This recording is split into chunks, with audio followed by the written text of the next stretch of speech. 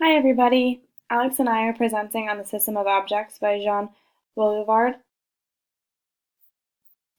So a little background about the author. Boulevard was born in France in 1929 and died in France in 2007. He studied at the University of Paris. He was considered a sociologist, a literary critic, an educator, and a writer. His most famous work was Simulacra and Simulation, which is actually in a scene in the movie The Matrix. Keanu Reeves is opening up a hollow book, which is the Simulacra and Simulation book.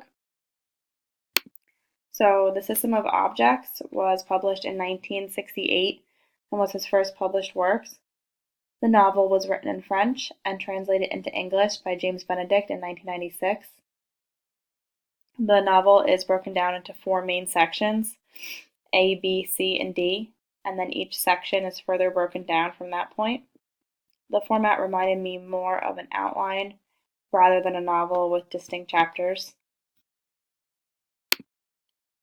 So we found that the key points of the novel is that it focuses on the nature of objects and our abstract relationship to them. That his message is that as our society advances and becomes more technologically sophisticated, we need to be more aware of our relationship with the objects and systems and how they're constantly changing.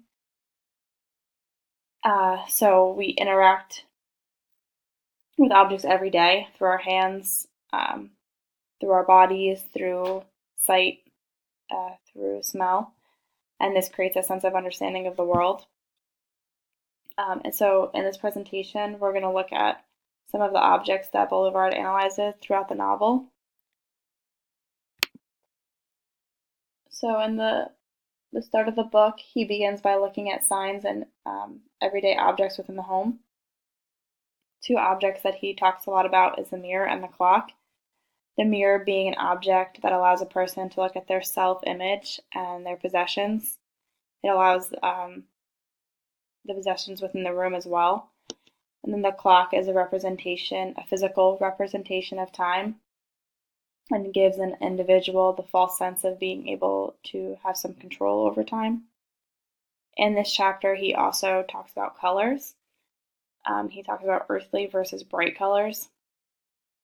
Earthly colors being a more natural human color, and then bright colors being more of an attention-seeking color. He talks about black and gray are colors of culture and distinction, a sign of wealth, and white is an organic color, which would be normally seen with sheets, towels. So moving on, he talks about antiques and the act of collecting.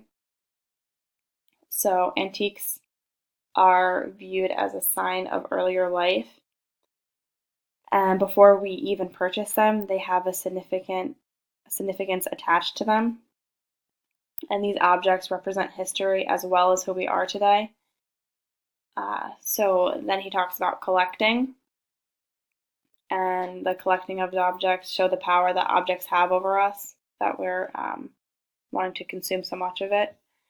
He talks about how ultimately collecting is a representation and an extension of ourselves. In the last chapter of the book, which is the biggest section, he looks at credit and how our society is getting used to a system where our desire of objects is greater than what we can actually afford. He states, "They are here before us, yet they are already a year away, located in the final payment or else in the next model by which they are bound to be replaced." So as a society, we're consuming objects faster than we can actually afford them. This kind of reminded me of the iPhone, how people want to purchase the next iPhone before their phone is broken or damaged, just to keep up with what's popular in society and in culture. So the next thing he talks about is advertising.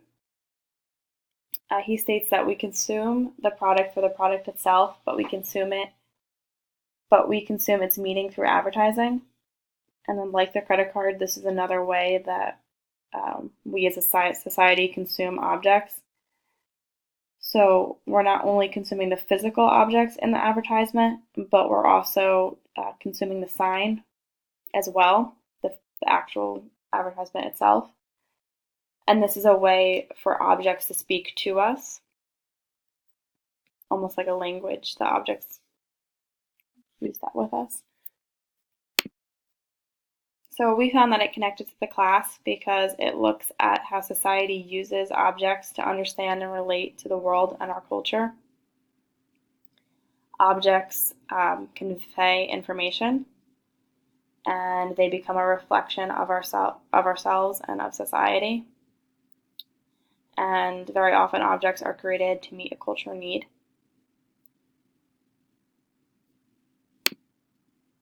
So we did have a hard time finding reviews and criticisms of the novel.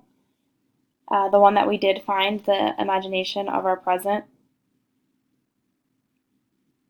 she analyzes that Boulevarde was able to predict what our society is going through now with technology, and our relationships to the objects.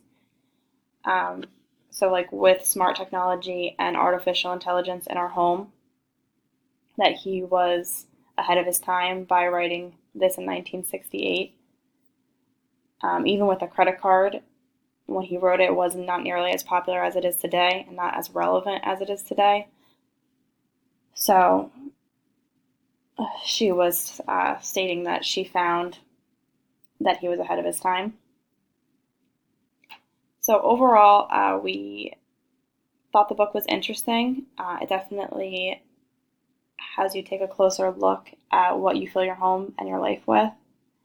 But I did find that it was a pretty dense book. There are even some objects that he describes in more depth that I didn't really fully understand, such as like the model and the series he talks a lot about. So I don't think that it's easily read by everybody. But the points that we did take from it, we both found to be pretty interesting. Thank you, and have a great night.